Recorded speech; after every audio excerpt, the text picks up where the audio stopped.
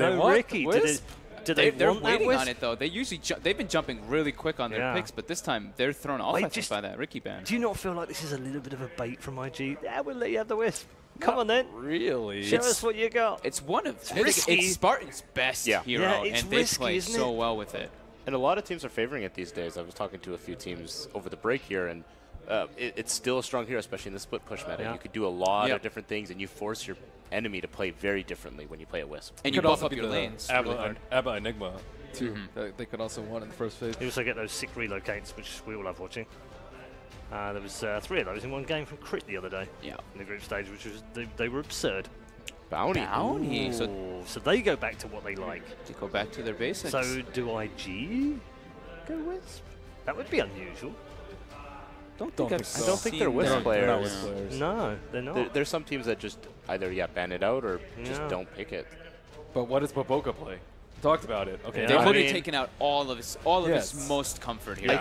They're his top 3 by a long way. Yeah. His next most played is Rubik and Ogre. Wow. Those are his next 2 most played. I mean, you could see the Treant come back here again. I don't know. We obviously haven't seen it be very successful. No. I don't think so. Slardar, dude. I think Slardar is... You've been saying that since game 1, haven't you? I do like that pick a lot. But they can just save that for later. Yeah, I don't know. Yeah, I hope they do change it up here and don't go for that, same Magnus Juggernaut opening. They were comfortable last time. Maybe it will work this time. Maybe they feel comfortable. They're definitely feeling reluctant, though. Like, every time they've had Mag Jung opportunities, they pick it instantly. So this time they go for the Omni. Omni Knight. Sick. Yeah. A lot of people have been talking about how powerful that is in the offlane right now. Yeah, and versus Bounty. It's just like you get the group up, you get your group up, and you can't really do anything into an Omni Knight. And Venge, this is exactly like this is now going to be more of a group mentality kind of thing. I feel from IG. And I really like this Venge pick. Gives you that option to keep, either as a support or as a carry. Keeps that options open. And Mouse goes straight for the Abaddon. How about they take the Enigma as well? I don't think you need both. No, it's big greedy, isn't it? With a bounty hunter, that is the ultimate greed if I ever seen it. Bounty, Abaddon, Omni, Venge. What openers we've got going right now here, guys. I'm already looking forward to this. Why Omni, though? They had to first pick Omni for a very specific reason, because we actually haven't seen them play Omni that much. And I think, who was it? VGJ ran it in the first game, and they lost miserably with it. But because these Chinese teams do borrow a lot of stretch from it. The thing is, in that game, I had no idea what I was supposed to do either. It's just supposed to be stronger 5-man, but IG always has strong 5-man, so why Omni versus something else? Vici did it twice yesterday versus Mouse. They did the Omni Knight 2 games. So maybe taking kind of like a page out of their book, like you mentioned. Mouse won't let them have the CM again. Again, restricting the pool. Both aimed at Q and Baboka. I like how IG leaves their options open if they want also, like maybe potential for like an aggro and put the Omni versus the Abaddon 1v1. We've seen that happen a few times, and the Omni seems to be pretty dominant in that matchup. How's Wyvern versus Abba? Depends on the other heroes, I'd assume, right?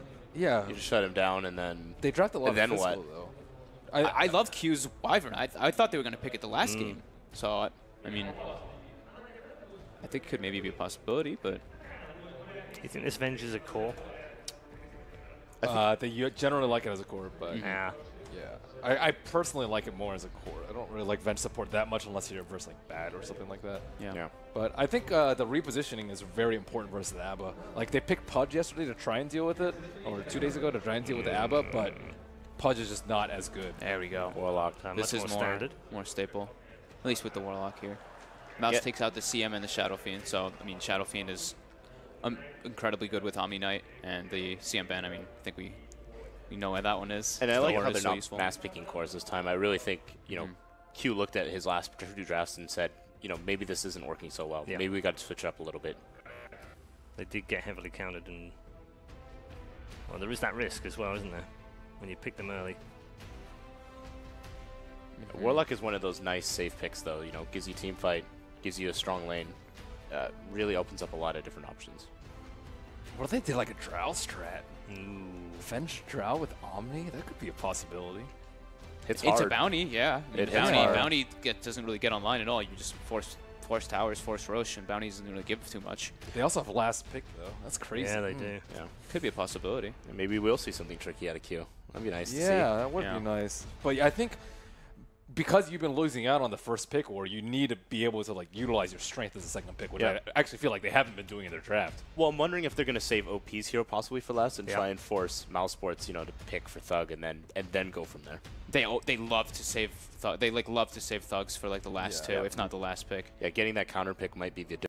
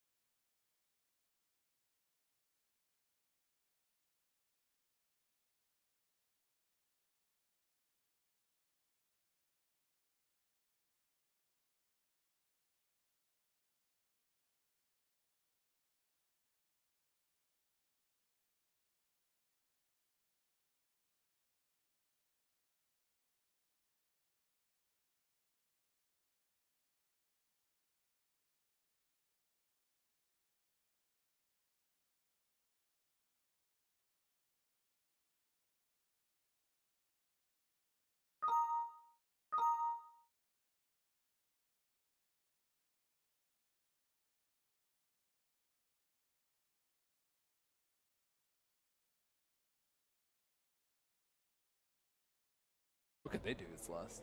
I guess TA. Anything I they think want TA, right? now. But I think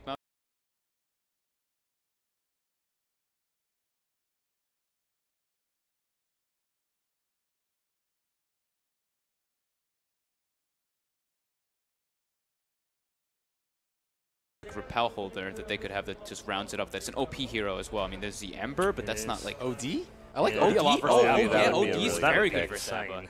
That would be really good. That's a Mousesports would picking a lot of OD. That would be cool if IG did it. They pick them a lot of Storm too. I don't really like Storm here so much. Storm would get dumpstered. Yeah, OP is very much an Emberlina Storm kind of player as well. Yeah. I think most mid players can play OD though. Yeah. Banning out Slark, setting up TA is looking even better if they don't ban it. Yeah, I think they should, especially when they have Avenge on their team and an Omni. Like the TA just gets so boosted by those two heroes.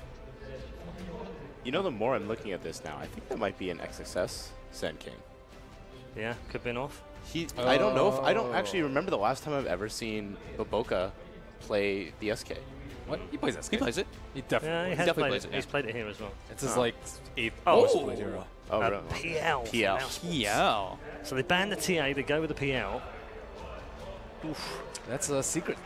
Yeah, Secret it's pick. back to, they have obviously spent a lot of time looking at the secret draft. Which they should. Matching up the Yeah. cores in a way, the PL versus Yeah. Venge, like Venge versus PL. That Terrible. sounds very Yeah. poor for Venge if it gets to that point where the PL has. So I guess what IG The have also items. done is given themselves some options. They've got the Venge, the Sand King, which they can both move if they wanted to. But no mid laners though. Exactly. That is the big issue. Tinker Yeah. or they're oh, gonna okay, have they to go go back for for Medusa. Medusa. They did this the other day, and it Yeah, it was didn't with work. the Phoenix and It was Tree, with the though. Phoenix tree. Yeah, it was Phoenix Tree. Omni Medusa sounds okay. It doesn't sound great. Doesn't sound great. Yeah. Yeah, like, It's okay, it's Ben. not, it's not my don't first choice sugarcoat for it. sure. Don't- you can go all over this. Right, let's get to predictions. Conrad, we'll start with you. You know what? I'm actually going to go with Mousesports this time. Okay. They picked some heroes that I think they're really good at and they're very comfortable with. And All right. I don't know how I feel about that Medusa last pick. It's not really selling me, and especially against the PL. You know, not my favorite matchup. Okay. Ben? My faith is sinking in IG, but I will still go with them. You're going with IG? I put him down a window thing. I can't back out now. Okay. I'm in. Prediction bracket coming to the fore. Well, now that's the problem. Do I go with the last chair? Oh, man. Which is usually cursed, but it hasn't always been. I think IG is the better team, but I'm going with Mouse. I think that Mouse actually has a very comfort style for them, and it works really well. I think it's really copying a page out of Secret, like we mentioned. I like it. Okay, then. Man. Well, not quite all aboard the Mousesports train, but we've converted 2 of the non-believers. Have their faith been paid? Let's find out as we head into game number 3 between Mousesports and Invictus Gaming.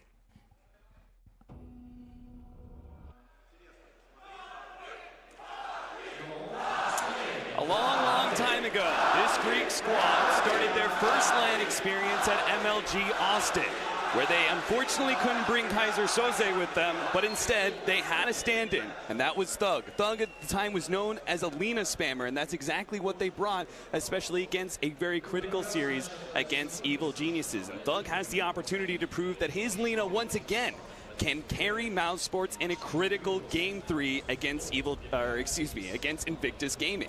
Evil Gaming. Evil Gaming. That's the next squad. Synderen, we had some question marks about the draft. We saw like IG banning a lot of those anti-melee heroes, a little bit of those heroes. Then we're kind of theory crafting, like what kind of core IG going to pick up? What really wraps around? We knew this was going to be some core to carry mid. Is Dusa the carry that they needed, though? I think it's a pretty great pick in this game. What was it they banned? They banned Lycan, then Ursa, and then Slark. Right. So heroes that really take advantage of like tankiness, right? Like you just build up damage on Ursa, you build up stats on Slark. Yeah, it's just that I was thinking if they banned these heroes that they wanted to run some sort of a melee core that they were going to put Repel on, and then they just wanted that hero to go crazy. But you can't really go crazy against certain heroes that deal really significant physical damage unless you have GA on. But regardless, they did go for the Dusa. I think the Dusa versus PL matchup is really interesting because obviously when PL gets a swarm of illusions with Diffusal Blade, that causes a lot of issues for Medusa. But on the other hand, she's also really good at getting the rune stolen. Yeah. OP showed that in spades. Not really what I was going for, but we'll just go with it. Okay, so she can obviously use the Stone Gaze, and it's annoying for PL to play around, but it's manageable. You can do some nice plays with Double Ganger. Isn't it like the we saw back the last time that Phantom Lancer was very commonly picked up? It was that that meta, I can't remember the patch, but it was like Gyrocopter was also being picked up at the time. And it was attempted, it was like thought of as a potential counter to PL, but what actually happened is that once you went late enough, especially with Doppelgang, it just proved that the AoE damage wasn't actually enough. Do you think it's kind of similar here, that while the Dusa Stone Gaze killing delusions does something, it's not going to be enough later? Yeah, I think so. If it goes late, PL is going to be really dangerous. However, they do have a Sand King, which I consider a really great hero against the Phantom Lancer in general. You have a good stun. Obviously, the Axe nerf, so it doesn't trigger on all illusions anymore. In the past, that hero just killed PL, actually, alone, more or less. Doesn't anymore. But you still have good AoE damage on a support hero, a targeted stun that can hit all of the clones so you can see which one is real. I think Sand King is all right, and that's why I was a bit confused they picked PL as well, because PL is generally an absolute last pick, like 10th pick of the draft. Sometimes it can pass as 9th like this, but there are decent heroes against PL in this game, I feel. I think Omni Knight's heal, Purification, is really good against PL. His illusions are bound to group up around the target. You can actually kill them. Right. You also have Fatal Bonds. That's a bit awkward sometimes to use, but it's passable, at least. Yeah, it's mostly SK and Omni, right? That were already on the board, that were PL counters, and they grabbed it anyway. And PL is a Diffusal carrier, though, so that's nice. Against Omni Knight, you can get rid of the Guardian Angel with the PL and lock on your target. But do you think there was any chance they knew the Dusa pick was coming? Because there wasn't too many mid carries that were really left. It's possible that they went for it with that reasoning. It's a bit all in to go if they're picking it. We think they're going to last pick this, so we want to counter that last pick specifically. Right. It needs to also have synergy with the rest that they have. It needs to be good at against the rest of the lineup. But I mean, I don't know. To me, it looks a bit like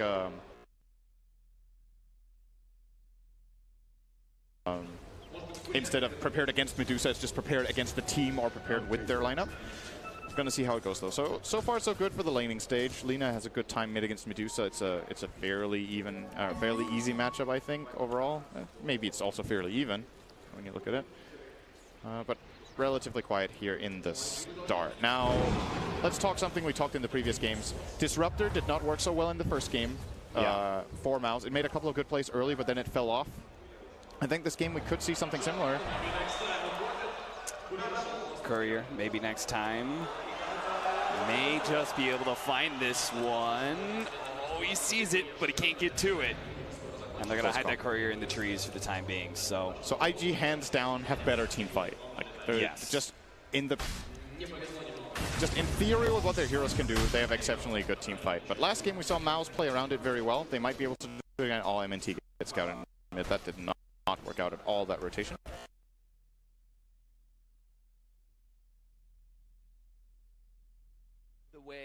I want to reference the TNC versus Evil Geniuses game, where there was also a Phantom Lancer picked up by TNC, and what Phantom Lancer proved to be is that once he had the Diffusal Aghanims, he was exceptionally good at being able to prevent lineups that had better team fight, preventing them from being able to 5-man and push into you because of that spam. Do you think that is maybe one of the goals of Mouz here, is seeing a bench lineup, right? Knowing it's going to be a relatively fast lineup, knowing it's going to be pretty 5-man-y and pretty pushy, trying to keep that at bay with this Agh's Diffusal build. That is completely possible, I think. That could be what they were thinking with it. I think in addition to being good at just spamming this out, they also have, obviously, the... that threw me off a bit.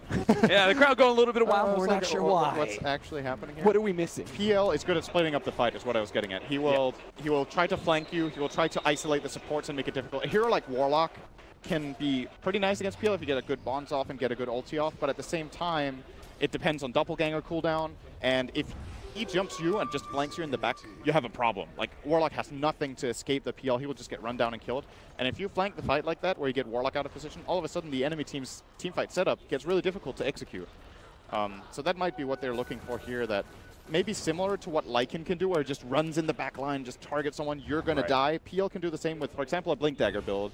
Just getting in the face of a support straight away and playing it around it that way. And Disruptor as a support hero takes advantage of that kind of chaos that these kind of cores take advantage of, right? So maybe we'll see a more successful Disruptor coming out from Spartan, but they are going to try and get some damage onto OP, but he pops that Mana Shield, he'll be good now.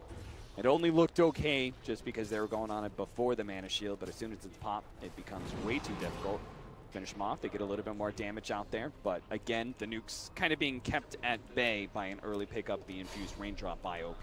Yeah, OP is not going for a bottle on his mid Medusa. He's going, as you said, the raindrop. He has the Ring of Aquila. As a result, his mobility is really limited right now. No boots, but I think he's going to buy them now for his mid lane. Obviously, Medusa is a very, very tanky hero, so not the easiest hero for Bounty Hunter to really deal with us in that mid lane.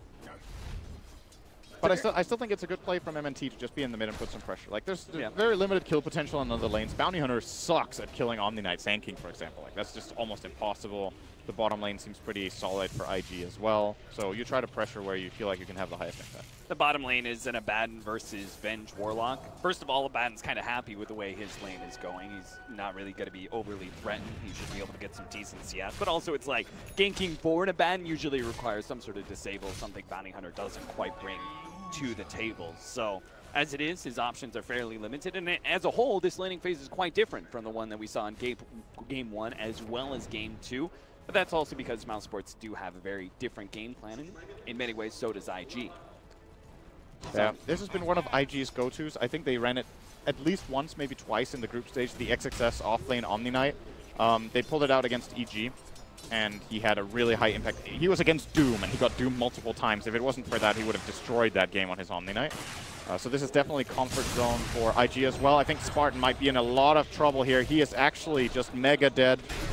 Slowed down by the Cosmic Finale as well as the Degen Aura, and that, at almost 7 minutes in, will be our first blood. This is a problem for Mouz, actually. I have a hard time seeing them setting up kills right now. Like, the only hero that can really successfully do it is Disruptor when he hits the level 6. But this support duo, you know, Bounty Hunter Disruptor as a support duo, when I see this, I think of, okay, you want some sort of carry that is really aggressive, really strong, can pressure and take advantage and get you ahead in the fight so that you can glimpse people back and get the kills. But this Omni Knight top is really making that very difficult. They can't glimpse the repel. Even if they do, he's very sustainable. And really, PL doesn't deal that much damage just yet. So the kill potential for Mousesports, compared to game 1 and 2 where they got off to really good early games, this time around, not so much. They have a lot of like what I like to refer to as dead lane heroes, right? Like heroes you just can't really gank. Omni-Knight is super hard to kill. You've got the Medusa at mid. That's really not an option. We've seen the Bounty Hunter hanging around there, and it just doesn't even come close to a kill. And then bottom lane, you've got this Vengeful Spirit, who is maybe the most prime opportunity, but it's going to have to wait until this Lina comes online. And I think that's really where we come to the crux, right? Is that Mousesports with this kind of lineup are banking really hard on Thug having a good game and being a dominant. He is not having a good game. If he dies here, nice movement from Thug, escaping this gank of Boboka. That was very, very close. Taking full advantage of the Fiery Soul to be able to just run left and avoid the backstab from the Sand King top lane. XXS, if necessary, will throw out the repel and just walk away. But he's like, whatever. He's got purification. Thanks for the 10 gold, boys. Yeah. Juicy illusions. Delicious. Oh. He might just heal the wave here on himself. I don't know. Yeah. Oh, okay. No. Just running in circles a bit. Skylark in some trouble here. Looks like swap back was used. Still looking for that stun. Skylark juking his way through the trees, but he's going to be spotted eventually here. Pops his head out. He's going to be gone down, but Thug is here. Maybe they gave the rebuttal, especially with that static field actually controlling some of these heroes. Q is going to be the marker here for the Laguna Blade. They pick up one. Can they pick up a second? Burning. Brought back by the glimpse, hit by the LSA right before it. They're going to be able to get a lot of damage into him. Burning knows he can't really survive through this one, so he's just trying to battle it out. Actually gets out of that kinetic field, and Thug is going to have to run him down with the Dragon Slave. Barely clips him, but it's enough. A double kill for Thug. Very nice rotation from the Lina here to the enemy safe lane. Getting the 2-kill trade-off. That's one of the big strengths of Abaddon is, you know, some lanes can kill him, but it generally takes a long time. Oh, no. Madara, he just got caught. He used Doppelgang right as the purification went out. He's going to have to use a healing salve to juke his way through, but he just lost it. And now he's slowed down. He could be run down. He doesn't have a Doppelgang for another 10 seconds. Nice. A juke up into the trees gives him a little bit more to work with. 5 more seconds until that's up. He's trying to eat his way through the trees to provide another escape route. XXS has another purification coming up. Doppelganger used. Run down. Skylark is here with the Aphotic Shield, and XXS may actually be in some trouble now. Is mid overextended. Pops the ultimate. Madara hiding his way into the trees. Burning spots him and eliminates him with the magic missile. At the same time, though, while we were watching that one, the Medusa ends up dying to Thug. So the Lina is beginning to have a very strong game with already 3 kills on the board. This play was really funny to watch. It's like, that just reminded me of a pub game. There's literally an Omni-Knight diving the tower with 30 seconds without... Overall, probably pretty happy with this. You got a lot of damage on the top tower. Your Venge rotation worked out. You're actually going to get the tower by the looks of it, so big advantage for them. Maybe next time? Yeah, maybe next time indeed. Does get hit by the magic missile, but the fade time is going to be good enough. Bottom lane, Q throws out the Shadow Word on him. Warlock is got to be such a great support hero to run when you have a core like this that is willing to rotate out. Golem. Are they thinking about this? They already get the stun out. The follow-up from Q, holding on to it actually, feeling like the damage just wasn't going to be enough. It definitely wasn't. If they have Epicenter there, that is maybe a play. They can stun into Epicenter, and then when he uses Doppelganger, they can Golem right after, and they'll get multiple pulses, but not available for Boboka. He will, however, take the safe lane now. Like this idea from IG a lot. If you're playing support Sand King, you want to hit that decent blink timing at least, so give him a lane, let the Venge, as we saw, put a bit of pressure top first off. Now rotating in toward mid. Burning went for a Hood first item, by the way. Very unusual on this Vengeful Spirit. Looks like he wants that. Great item this game. Oh, Spartan. Kinetic Fields may reveal Boboka here as he tries to TP out. They get the glimpse to be able to stop the TP, follow up LSA, and Bobo is dead. Eventually. Hello? Test. All right, Thug's got it. Don't worry. He just wanted to give, you know, the little bit of hope, that glimmer of hope, and then snatch it away from him. I was wondering if he wanted to give the kill to Spartan for mana boots. That could have been the idea, and then they were like, oh, whoa, don't let him get away. Still had vision on him, obviously, with Thunder Strike, so we'll get the kill on Thug. And Spartan has the gold for mana boots now, if that's what he wants. He might just go for Force Staff again, similar to the previous game. Seem to be very proficient with it. Afford to get Thug caught here. The Warlock Golem is dropped. They immediately focus down Spartan. Thug is going to be able to get away. And honestly, all things considered, Mousesports should probably be happy with that one. Thug going down would have been disastrous. If they can defend the tower, definitely. If they don't, I still think it's a good play for IG here to drop the Golem. If you can always get a tower, it's very nice. And in addition to that, by the way, they got the mid-tier 1. It's one of the strengths of Medusa that is maybe a bit overlooked. The hero is very good at pushing out waves all the time in this mid lane with almost 0 cost. And Thug's rotations, it's similar to when you're playing against a Dragon Knight. Oh, I missed a kill. Sorry about that. Don't worry, the camera didn't. Oh, good. Feel free to interrupt me if there's something exciting happening. I'm just talking. It's just going down maybe next time. Don't worry about it. I just wanted to hear what you wanted to say. Yeah, so when you have Medusa mid, think of it as a bit like Dragon Knight. I think I mentioned that in the first game as well. Like if you leave this lane with Lina, this Medusa will take your tower. And Thug's rotation, sure, they were successful, but it's cost them 3 towers minute 13 right now. This is not good for Mousesports. Losing control of the map this early. PL is a hero that needs space, and the space is falling apart very quickly. Seems like Mouz are trying to do everything they can with this duo. Spartan and Lina have queued up once again with the smoke to try and call a kill, and that will be on cue. So dominating spree for Thug. Glimpse attempt here from Spartan. He wants to get vision on Burning. Smoke broke. Not going for it. Thought maybe he'd go for a scouting kinetic field. Sees Burning for a second there. Maybe they're going to set up for an attempted dive as soon as the wave pushes in, but... They know they can't kill him as 2, actually. This is a big benefit for him having this hood. If he gets glimpsed and there isn't one of the cores there, he actually can't die. Yeah. The barrier plus the passive magic resistance of this Hood of Defiance is going to fully block Static Storm. And then, sure, you're caught in a kinetic field, but who's going to hit you? Yeah. Bounty Hunter? And there's even the potential of, if he survives long enough, of an Omni Knight rotation, right? Absolutely. There's multiple heroes that could have just TP'd in and helped him. So good call there from Mouz not to pursue that kill. Instead, they're going to look to push out bottom. Spartan is set up in a good position again. Once again, very high level here on Disruptor, level 9, minute 14. Very, very nice for him. See if they can lead things off. They don't have Chaotic Offering to get the initial stun, but if Burning can close the distance with his phase boots, a swap back into the Burrow Strike would be good enough to kill the Lina, but Thug and Spartan back away at the right time here. Not feeling safe pushing too far forward. A double damage will be gifted to Thug. Are you seeing this on XXS? Look what's in this quick buy. Yeah, baby. Play it like in a Batten. Hand a Midas into Radiance. Remember the thing about the pup play top diving tower? He's gone all in on pup play, man. Midas Radiance, boys. This is my Omni Knight build. I've tested it in pubs. It works every time. I'm sure it can bring us out of this really, really important game at the major. He's got a Deuce on his team, and he's like, don't worry, guys. I'll carry this one with the Omni Knight. Let me take this burden from you. Either way, XXS is having a fantastic game so far, sitting at 6,300 net worth, and if he can actually finish out that Radiance in a decent timing, it would be a considerable boon to IG's late game. Yep. They're building nicely toward it, that's for sure. They've got a 5,000 gold lead, actually, more than I thought it would be. The experience is about even, but this is the 3 towers and the slight out farm that they've had across the board with their cores. All 3 cores on IG are getting really, really good farm this game. And they scale well.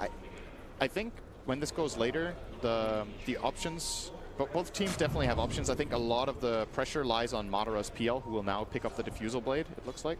Yeah. Does he have it? Yeah, he does. If you go Diffusal Blade first over something like Boots of Travel, it's with the mindset that you want to try to take fights and not just play the full farming game. So I'm curious to see if Mouz feel like later on this game will probably get out of hand and we want to try to hit this timing similar to what they did in the previous 2 games around this 20-minute mark where they want to fight. It does kind of make sense for the current status of the game, right? Is that they're losing a lot of towers. It's just to really IG. They need to stop this bleeding. I feel like it's so hard for them to fight this Mousesports lineup. It's difficult to set it up in a way that will prevent IG from just, you know, they have 2 defensive abilities we haven't talked about either. Well, we have talked about the Omni Knight a bit, but they can just swap defensively. Like, right. If there's a kinetic field Static Storm, someone gets caught, Venge can barrier herself, swap in, and just get covered by Omni Knight. Oh, that's an excellent kill. They can actually get an XXS stuck inside the Static Storm, and it's going to be enough. They get a track kill. Not there yet. Oh, they actually send back Burning. Bulbica comes in with the epicenter. Spartan is going to be gone for by OP, and Bulbica actually gets a 2-man stun with a Stone Cage going out. Thug has to turn himself around away from this one, but the Chaotic Offering is there to stop him in his tracks. Maybe next time's ults are going to be caught. A triple kill for the Medusa at 17 minutes. That's what you don't want to see if you're a Mousesports fan. That's like the worst thing that can happen is this Medusa getting so much gold. He ended Thug's kill streak. You can check the history here. He got 238 and 382, then 199. About 1,000 gold going Medusa's way with this fight. And now top 3 cores all sitting on IG's side. And I've got to say, again, how are Mouz going to incorporate this PL? Like, what's the idea here? He went for the Diffusal and Iron Talon, and he's just farming the jungle, and now he's going into travels. I think if you're taking this route, maybe you just build them in the opposite order and just travels first. You have the move speed, you just travel around the map, find the farm, play that way. Maybe he has to change his mind now. After that fight failed, I don't know. It's so hard to see these fights going Mousesports' way right now. Even skirmishes are difficult to pull off. Yeah, I was with you on the Diffusal Blade. I thought even the Phantom Lancer, instead of defending bottom, maybe they'd go for a push themselves and try and force IG to react and get some sort of team fight out of that one. But it seems like this Diffusal Blade hasn't done too much for him, as Mousesports are constantly on the defensive, just playing for efficient farm. They already have one Hand of Midas in their game. Baden has picked up his, looking to extend into a third core potentially this game. Has the Blads. He has to. At this point, it's pretty clear. Yeah. The Abaddon in this game needs to get really farmed. The problem is when it comes to the graphs and the farming rate of this game, it just feels like IG will just be getting more out of the map. Their heroes are pushing the waves very nicely. The kill threat is keeping Mouz on their toes, and they have to maybe sacrifice a bit of farm that they would else take. Look over on the IG side. How do you kill Medusa without PL? I don't think they can do it. Maybe a 4-man gank perfectly executed without Venge or Omni nearby, maybe. Apart from that, OP feels like he can't die. He's just going to be pushing waves, not giving a damn as long as he's PL. Mouz, what is the plan here? I think one of the hardest things for Mouz is we see this game kind of play out as very likely IG are just going to take all the tier 2s, and when they go for the high ground with Dusa, you're actually going to force Mouz to initiate onto you. We already talked about what's going to be happening there. You're going to have a Repel, you're going to have Purification, you're going to have Swap into the Stone Gaze, and that's one of the big things, right? Is that Dusa just completely, cuts all initiation out. As soon as that Stone Gaze goes down, it's going to be so difficult for Mousesports to actually stop that constant push that is going to be coming in from IG in the next 10 minutes or so. But the Aghanim Scepter will do a lot for them, and that's what Phantom Lancer is going to be looking at next after he picked up that Boots of Travel. Will it be enough, though? XXS still working towards that Radiance, has the Relic queued up, sitting at 3,200 gold. Pretty interesting. Omni Knight. His positioning is super good right now. So Madara will obviously try to check behind the tower. Okay, no. I thought they were actually going to try to defend this with Omni Knight being able to backstab our flank and then just blink stun Sand Kings to Purification, give him Repel and epicenter them, but they will just give this tower up. Feel like they're not in a good enough position. IG made the call for Roshan, it looks like, yeah. So, and then that's what IG have been doing kind of this whole entire series, right? Is recognizing the risk-reward ratios and when they're off, right? It's just better not to go for that attempted team fight. You could actually lose that one. You're in good control of the game right now. Better to just take the safer win, trade it to your 1 tower for Roshan, and then you can utilize that Aegis to go on the offensive. This Aegis should give them the remaining tier 2s. If they read this correctly, there's just no way. I think this Medusa pick so far is proving to be absolute genius in this case. Which means even more so that if Mousesports pick PL as a planned counter for Medusa, it has not worked. No. That is pretty much the short version of that. It has really not worked. The Dusa already had an amplifier in damage, right, with the Vengeful Spirit. I think that's something that we've seen in the past that's been pretty important. And so the Dusa is kind of already online, but considering the huge amount of farm that he's managed to pick up, bottom lane, Static Storm doesn't actually keep the kinetic field, though. Bobica slips out of that one a last half second. The Sand King is bottom. Courier kill from MNT. That's something. He's going Midas on Bounty now? All right. Well, this patch is full of Midases, I know. You got to be feeling real bad as Mouz, I think, right now, because they're looking at this and seeing IG are in full control of the game, and they have these great late game, extending heroes, Medusa being one of the kings, or queens in this case, and they have 3 Midases to be able to work on. So it's not like even if IG stall out in the mid game, they're all of a sudden going to fall off or anything. They have that backup plan. So Mouz have to create some sort of, level, to make this even. They might just feel like they have no choice. Right. I'm not saying this Midas is an awful choice. It's really not what you want to do right now, but he probably feels forced. Once again, their play potential is so minimal, he can't really expect track income. If he gets a couple of Curry snipes and time just passes, he will eventually get this Midas, and they can try to play this Midas into Midas gaming, wait out, play super late game, and hope to take it home. it's just, I'm trying to look at all the positives for Mousesports in terms of their fights, and I'm just not seeing at any stage going forward from this point. I'm not seeing the spike where I'm like, this is their moment of opportunity where they're stronger than IG. I feel like the time is gone. And the question is, was it even there in the first place? Was there actually a time when Mouse's lineup was better at something than IG? That sounds really brutal, you know? But like, what are they actually excelling at that IG can't match or do better? They're just as good at pushing lanes. They're just as good. They're definitely better at team fighting. They're better at skirmishing. They're better at counter ganking and surviving. They're better at taking Roshan. So you're saying with this draft, Mousesports have put themselves in a situation, they've given themselves the burden of having to outplay Invictus Gaming in order to win this game, and that is something that very few teams at this can actually pull out. MNT, Epicenter, and a Burrow Strike to finish him off, and he freely TPs away in full vision of the Mousesports team. And it's not just so. I've been talking a lot about how IG have the top 3 farming cores.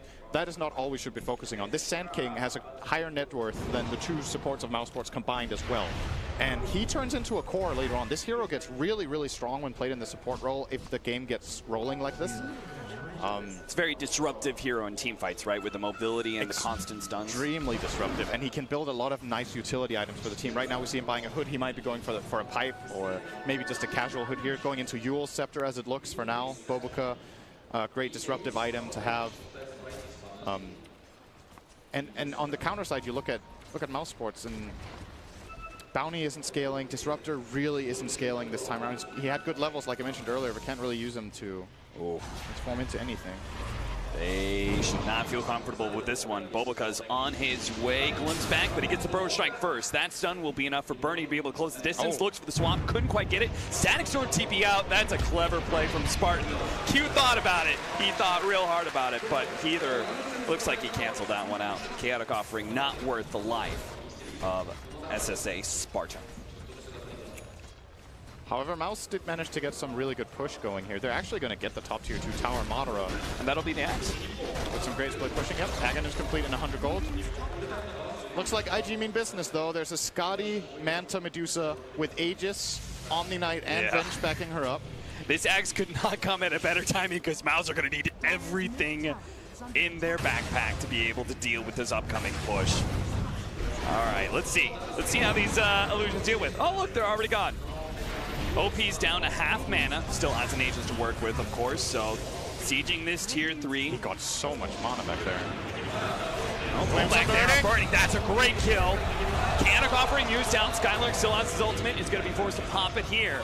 They back their way up to the shrines, and now push forward. Hoping to be able to get that extra kill, maybe they get a glimpse back, but it looks like everyone from IG. Great play from Mouz, but IG still make sure that they don't bleed anything extra away. They have limited tools and they're using what they have. The glimpse play there is more or less the only way I really envision them finding a kill, and they found a core. Yeah. So good defense from them. They didn't really lose too much on the tower, and the Aegis is expired now, so Dusa didn't get too much value out of that one. And all of this time, PL is getting bigger.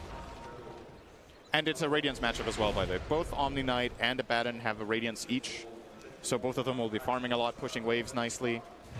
Arguably, just for the hero itself, in terms of its damage output and how well the abilities of it scales, the Radiance on the Abaddon is probably better. Yes. But it's still a good item on Omni Knight and one their team can definitely utilize. And the Radiance Blind is actually annoying for PL. 17% missed chance. PL is not the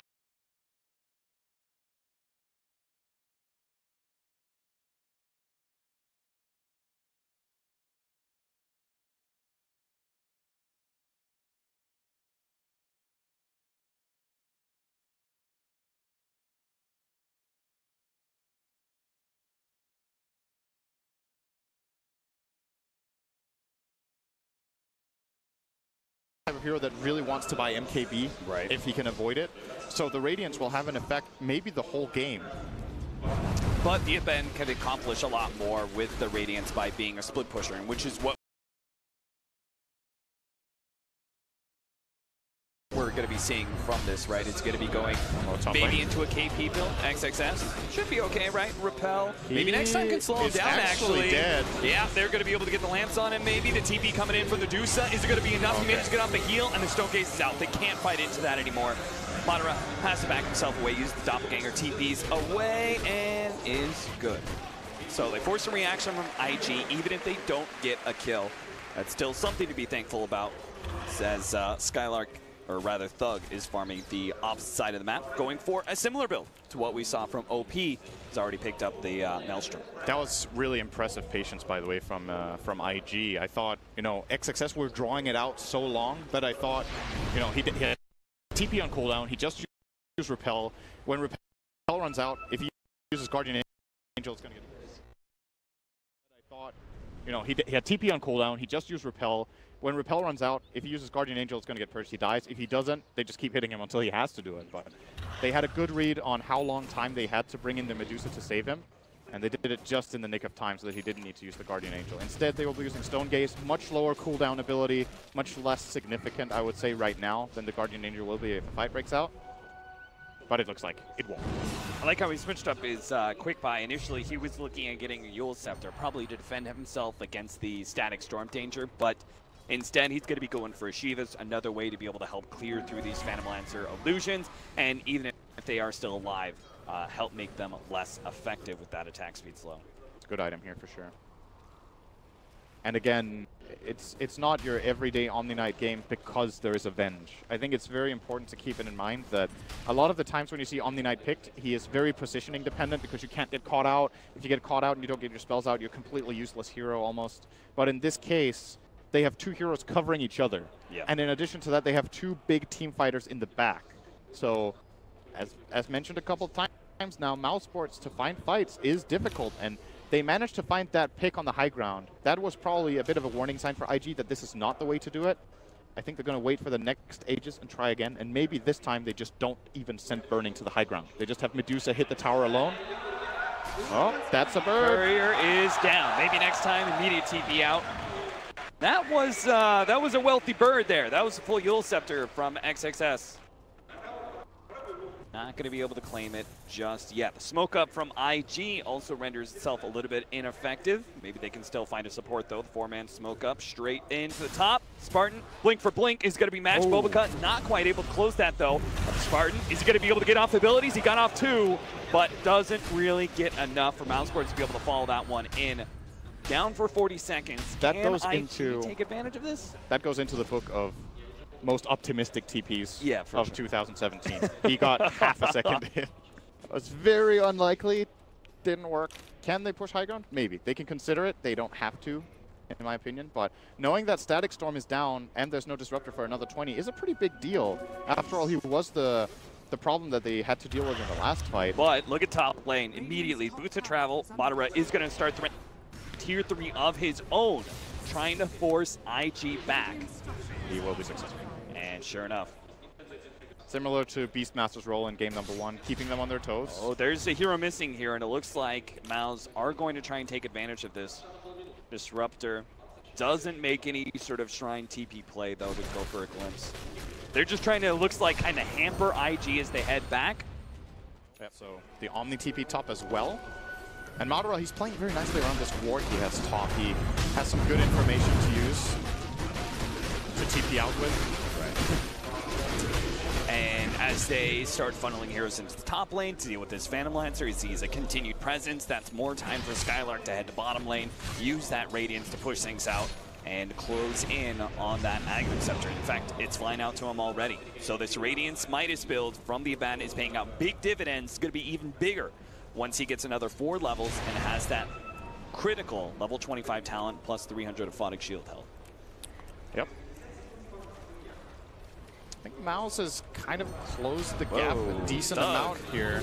That was pretty far forward here. He's going to be kind of caught. The Jones back is going to be able to send OP away. They've almost finished off the Sand King. He's spotted out here. Can't really blink himself away. Does get a swap, though. Ends up dying anyway, though. Thug managed to finish him off, and now he's going to be burning in some trouble as he's being threatened. They bounce him around, and it looks like MNT is going to go down with the help of OP. He's now slowing down Skylark as well. They managed to get a little bit of upheaval. Is that going to be enough? Skylark Didn't have any mana to TP out, but it doesn't look like they were able to do the damage to really threaten him. IG saved their gem. The gem was actually on Sand King, so that was looking to be a really big pick for Mouz, but they couldn't get in and recover the gem. Instead, Burning grabs it, brings it back to base. This split pushing of Mouz between the Abaddon and Phantom Lancer is actually accomplishing a pretty decent amount of map control. Do you think there's any way that Mousesports can claim the big second Roshan objective for themselves, or is this just a guarantee that IG is going to take it That's eventually? pretty unfortunate. Yeah. I think no. Well, I'm going to go with no on this one, Cap. Good call, Sinrin. A double damage Dusa.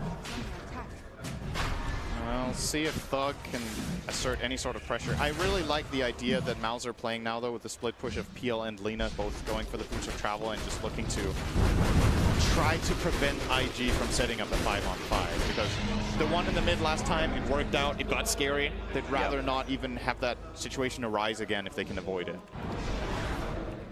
Madara throws illusions at that tier 3. Wolfka already set up to be able to stop it, but this time around, and this is the danger of the split pushing, right? You just assume that there's only one hero sitting around. Eventually, Mouz are going to try and punish you and actually back a lot of heroes up behind one of those split pushers and find a potential kill. Burning, nice!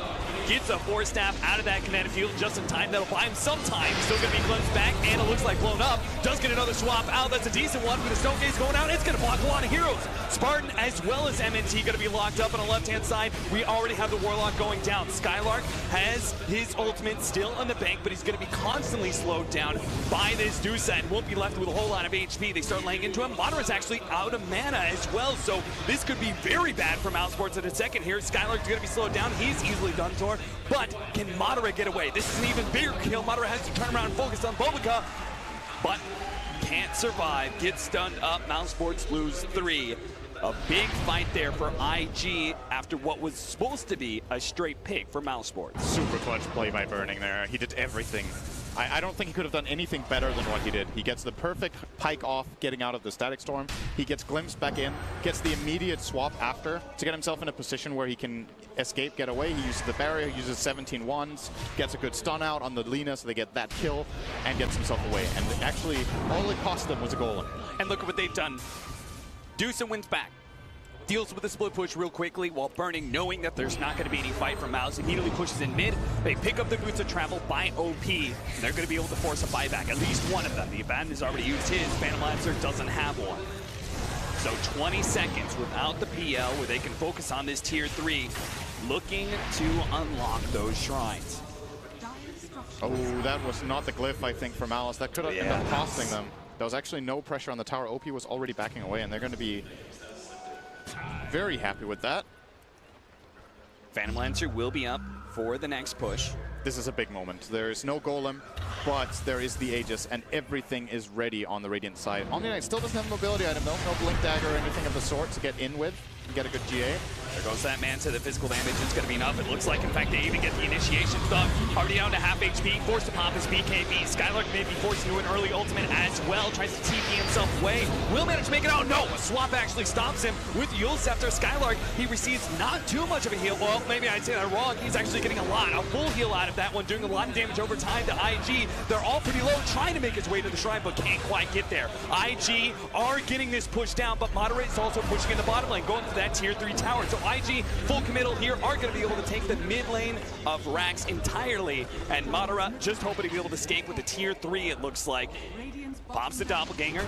Maybe he can still fight this one. They're going to try and stop the TPs as best as possible. Maybe next time's already getting the track down. Hoping to be able to stop these with a potential Shuriken. OP is going to be able to complete his TP, but a Boots of Travel in from the Lina could even things out. OP's here, though. He's big, he's bad, and he means serious business. Madara already lowing up. Bulbika doesn't choose to focus him down. Thug on his way back through the mid lane. May still be caught by IG. XXS and Burning are in the neighborhood, but it looks like he will manage to escape. So Mousesports, very nasty situation, but they make the best of it. They get a tier 3 in exchange for the mid lane that was going to go down anyway.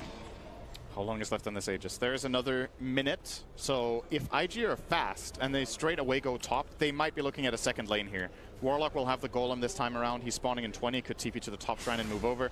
Alternatively, they chill, they push out their waves, lose their Aegis, and Honestly, at this, do they even need it is the question to go high ground? I don't think they do. It doesn't seem like it. Guardian Angel, however, is on cooldown, so it's got a good 70 seconds on it, but IG, they're going to go straight away to bottom. This is scary stuff for Mouz. They're trying to get push in top with Madara. He still will need to kill 2 waves off before he reaches the base. And IG are going in straight away, but I don't think Mouz has a choice. Madara has to keep going up here. Nope, never mind. He will go home. This could get dangerous. They're losing a lot of damage on this tower.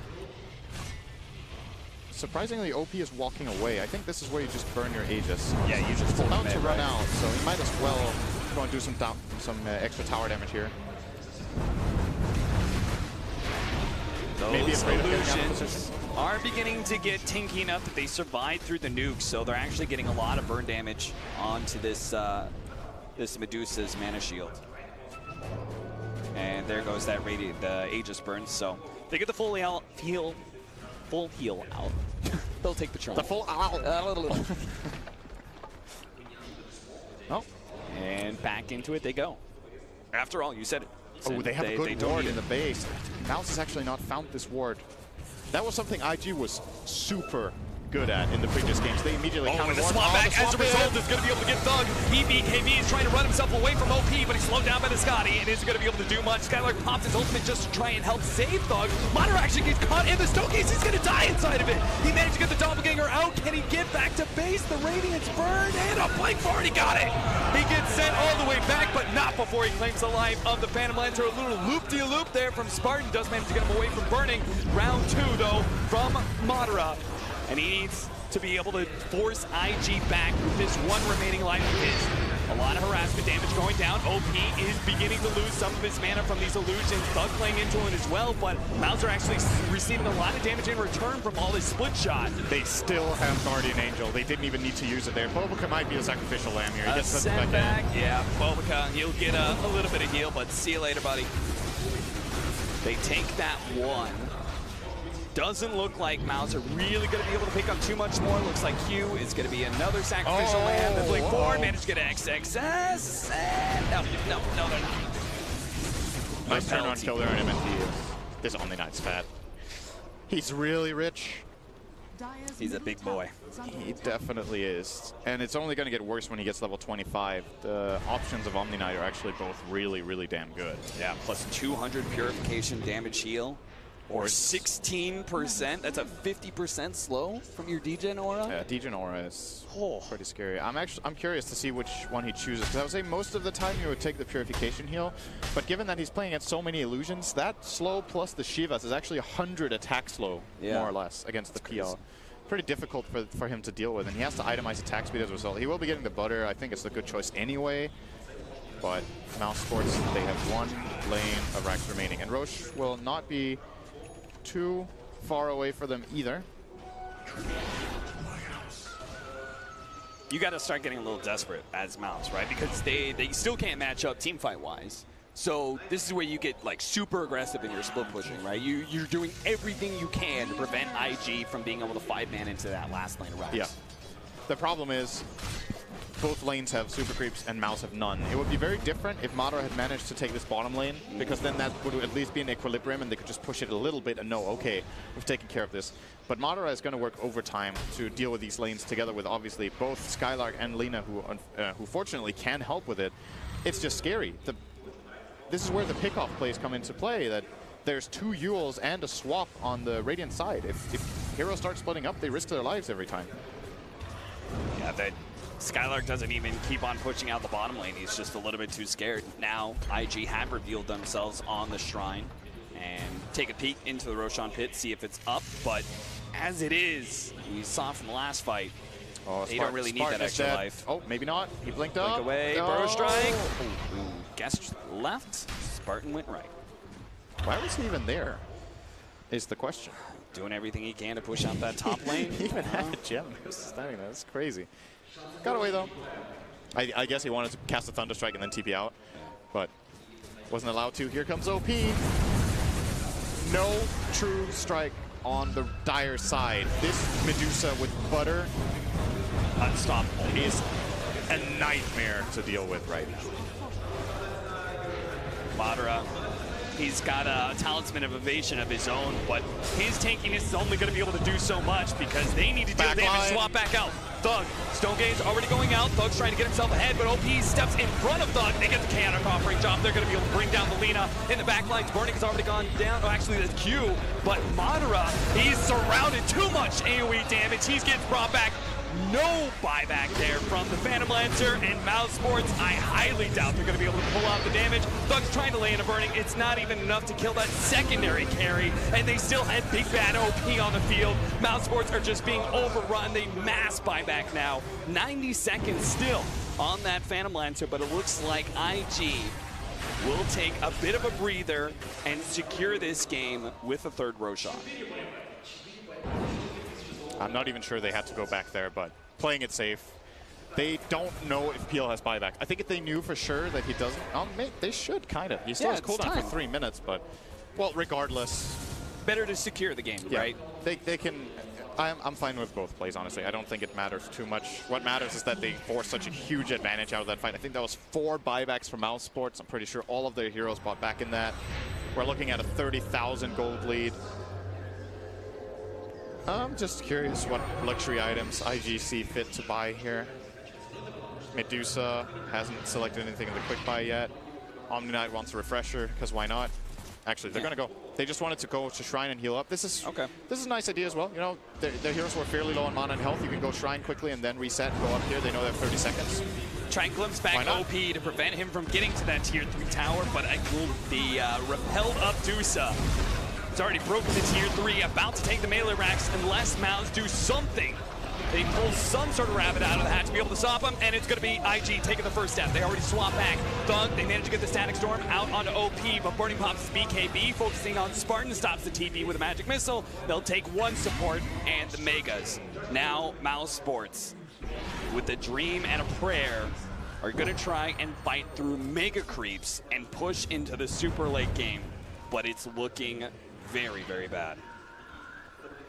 Yeah, this is not good. This is even going to be a Roche going IG's way, probably. They can just wait until the waves are pushed out, or just go right away. Because the waves are actually pushed out, so you don't even need to wait. And it's not like there's any items coming in anytime soon for Mouz. They blew all their buybacks. They've got nothing to change the nature of these team fights. It looks like, as it looks right now, this game is completely in the bag for IG. And if you're Mousesports at this point, you know, it wasn't a bad showing. They took game 2. They've been looking pretty good here on the main stage, and it just makes you wonder. They probably are a bit better. I will come back to this game with. They played against Newbie. They had a big lead. Game 3, deciding game of that in the group stage. If they take that game, instead of matching up against IG, one of the favorites, they would have had an arguably easier matchup that their playstyle might have even worked better against. So. All those saying group stage doesn't matter, you know, I'm not on board with that. I think seeding definitely matters, and at the end of the day, they're meeting an opponent that just seems superior overall. IG with the flying V formation, OP in front, 2 defensive saving heroes on the sides, and the counter initiators ready to go at the moment Mouz step too far forward. Mouz are all in on trying to base race here. Madara trying to get the first tower. They're already 2 towers down, though. Skylark ultimate. There's just no way they're going to be able to beat out this damage. The 2 tier 4s are already gone. They're focusing on the throne. Half HP. Chaotic offering laid out. Spartans here. Throws out the Static Storm. Can't stop the damage from OP, though. IG will finish things up in a game 3 base race, but it was the race between a jackrabbit and a snail, ultimately. That wasn't really fair conditions. No, it was not whatsoever. IG, too big, too bad. And Spartan's like, oh well. Even in a loss. Right, good luck in life in all chat. Laughs to himself.